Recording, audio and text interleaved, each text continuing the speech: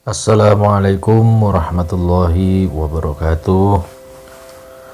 Allahumma sholli ala Sayyidina Muhammad wa ala ali Sayyidina Muhammad. Teman-teman, sahabat-sahabat semua, selamat datang kembali bersama saya Cak Dul ya. Pada kesempatan kali ini saya seperti biasanya akan saling berbagi cerita, berbagi pengalaman, berbagi ilmu ya. Kali ini kita akan sharing-sharing tentang yang namanya neraka ya.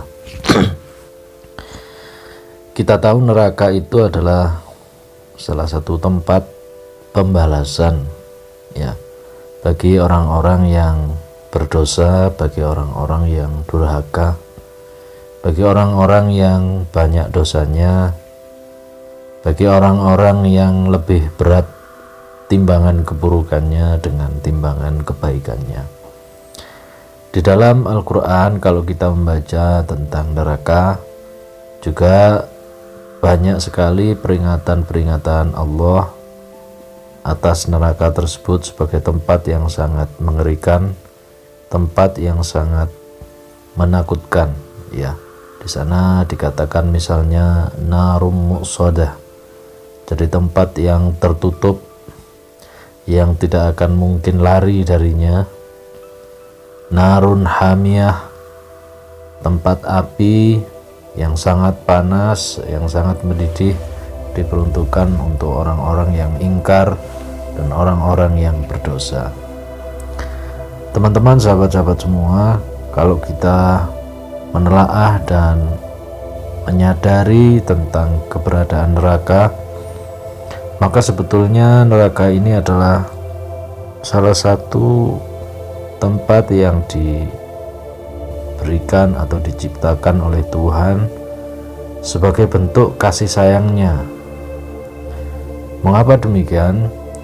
Karena neraka ini adalah tempat untuk membersihkan dari segala kesalahan dan dosa-dosa yang pernah diperbuat oleh manusia ketika manusia hidup di dunia.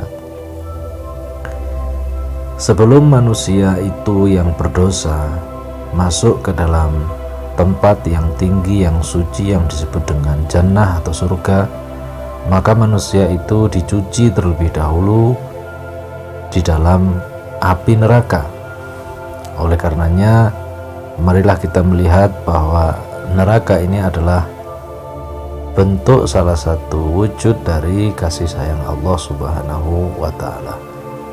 Jangan melihat neraka ini sebagai tempat sesuatu yang di luar daripada kasih sayang Allah ya. Tapi lihatlah neraka ini sebagai salah satu bentuk bagaimana Allah itu ingin membersihkan dari kesalahan dan dosa-dosa yang diperbuat oleh manusia.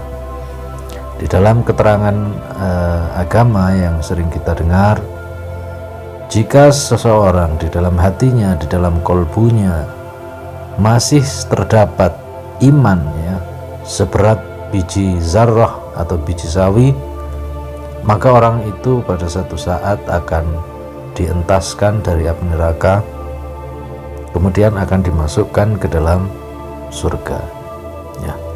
Tapi syaratnya walaupun hanya seberat biji sawi atau zarrah, seberat zarrah, orang ini akan dimasukkan Allah ke dalam surga ya, kecuali orang-orang yang tidak ada di dalam kolbunya ini kalimat la ilaha illallah, maka orang tersebut akan berada di dalam neraka untuk selama-lamanya.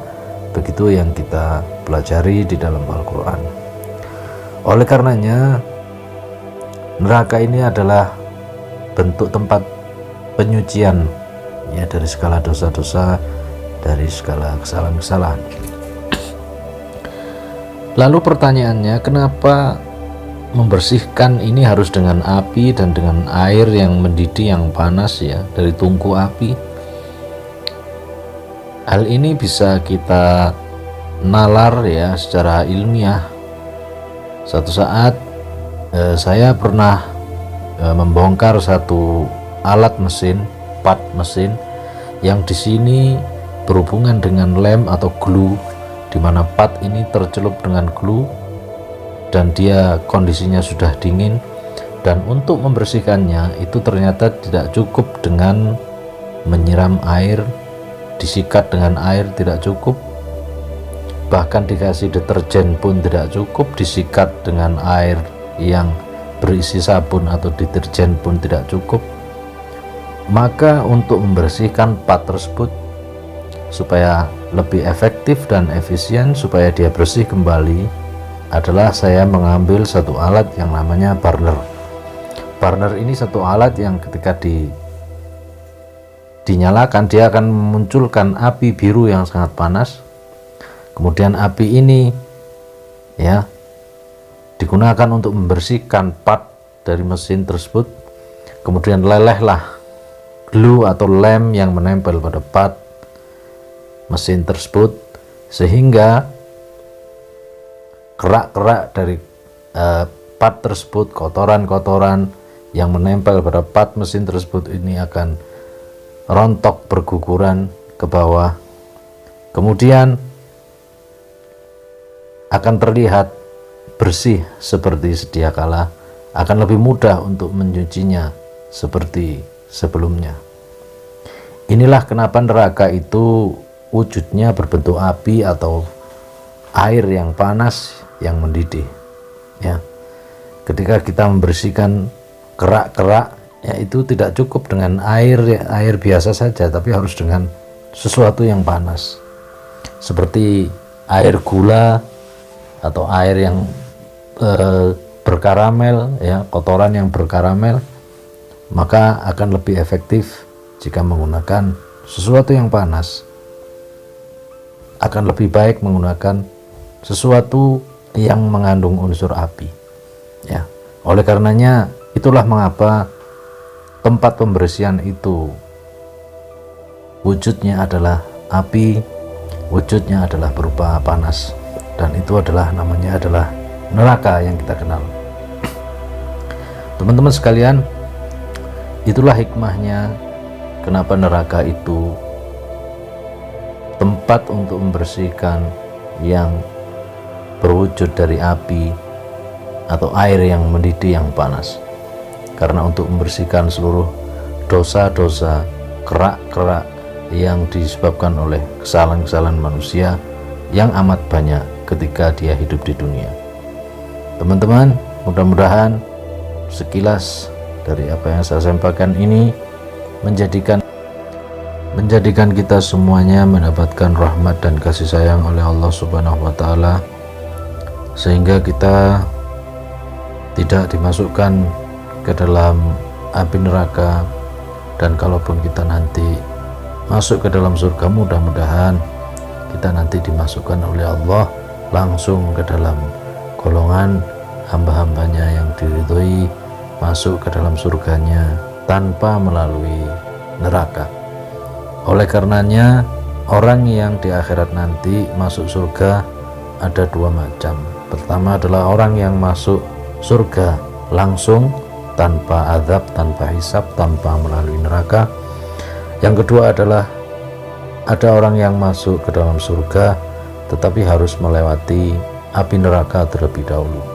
Tentu saja kita tidak ingin ya mengalami itu semua. Jangankan panasnya neraka akhirat, panasnya api dunia saja kita sungguh tidak kuat, kita tidak bisa membayangkannya.